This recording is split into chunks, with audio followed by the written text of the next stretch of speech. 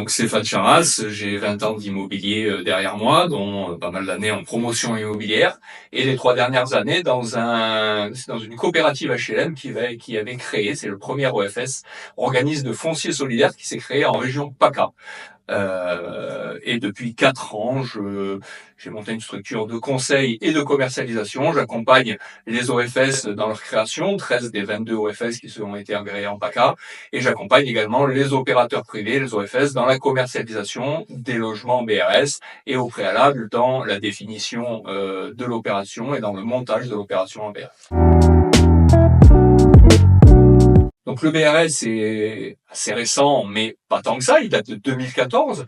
Il date de 2014 avec plusieurs décrets d'application au fur et à mesure afin de le rendre de plus en plus opérationnel. Et pour le définir, selon le modèle anglo-saxon, on pourrait dire que c'est une dissociation du foncier et du bâti. Et pour vulgariser les choses, tout simplement, lorsque vous vous portez acquéreur traditionnellement d'un logement, vous êtes propriétaire de votre logement et également des tantièmes des parties communes.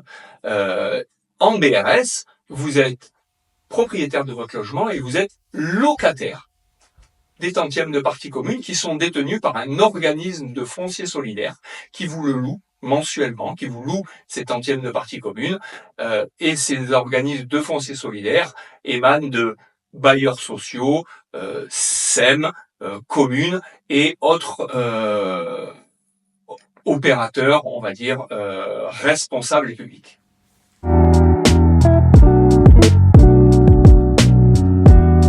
Les prix ont flambé dans l'accession libre. Il permet tout simplement à des personnes qui ne pourraient pas devenir propriétaires sur un secteur d'acheter un logement entre 30 et 50% en dessous du prix du marché.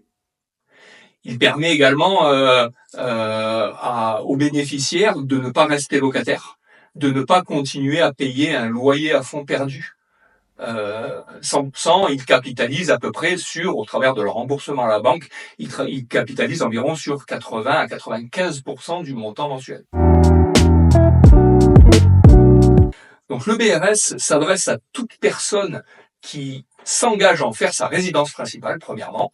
Il y a une impossibilité totale de pouvoir louer le logement et l'OFS contrôle cela chaque année. Et ils doivent être sous plafond de ressources au jour de la réservation de leur logement, en N-1, mais ce plafond de ressources est assez large, étant donné que pour un couple, par exemple, avec un enfant, ce couple peut gagner environ 4 600 € net par mois et être éligible au bail réel solidaire. Alors, pour revendre ce BRS, les conditions sont simples. C'est un système anti-spéculatif.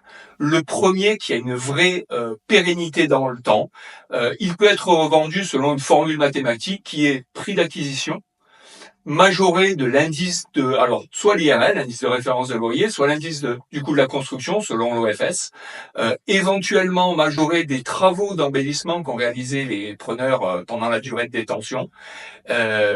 Et bien entendu, tout ceci est soumis à un agrément de l'OFS. Et donc l'OFS va donc contrôler que le prix soit bien le bon et que les revenus du nouvel acquéreur soient bien sous plafond de ressources. Alors bien entendu, on peut transmettre son logement en BRS, mais comme on l'a vu, cette transmission n'échappe pas à la règle de plafond de ressources, bien entendu, et de prix dans le cadre d'une donation, d'une succession. Le seul cas d'exception pour la vérification des revenus est le conjoint survivant, marié ou pacsé. Alors, en cas éventuel de divorce, celui qui conservera le logement devra de la même façon être en N-2 sous plafond de ressources. Ce n'est pas un cas d'exemption du plafond de ressources. À défaut, le couple divorçant peut bien entendu prendre le parti de revendre ce logement, de rembourser son emprunt et de se partager tout ce qu'il aura amorti au niveau de son emprunt. Alors, victime de son succès, je crois qu'il y a déjà 77 logements, par exemple, vendus sur la commune d'Aix-en-Provence en bail réel solidaire. C'est ces transactions qui les a commercialisés.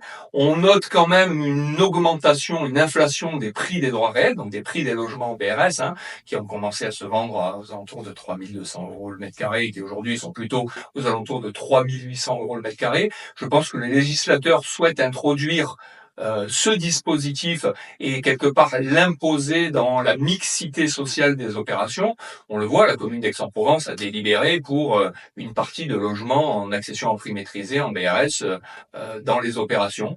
Je pense que c'est un dispositif qui a un bel avenir, pour autant qu'on arrive à endiguer ce qui s'est fait sur le logement libre, c'est-à-dire l'inflation galopante des prix.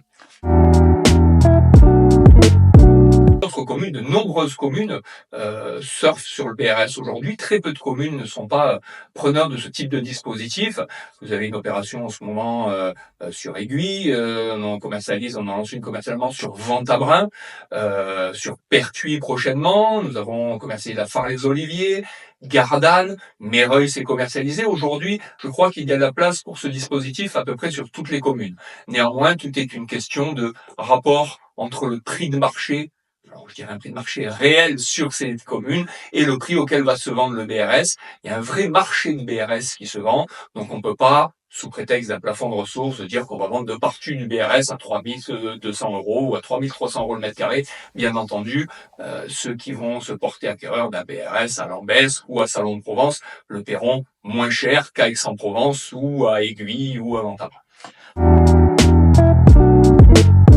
Alors tout à fait, sur le stand numéro 2, nous vous attendrons avec impatience vendredi 13 et samedi 14, heures d'ouverture du stand. Nous y commercialisons actuellement une opération sur Ventabren, quelques logements restants sur le programme Mosaïque à Aix-en-Provence, quartier Lazarelli. Nous avons également quelques logements restants sur Gardanne.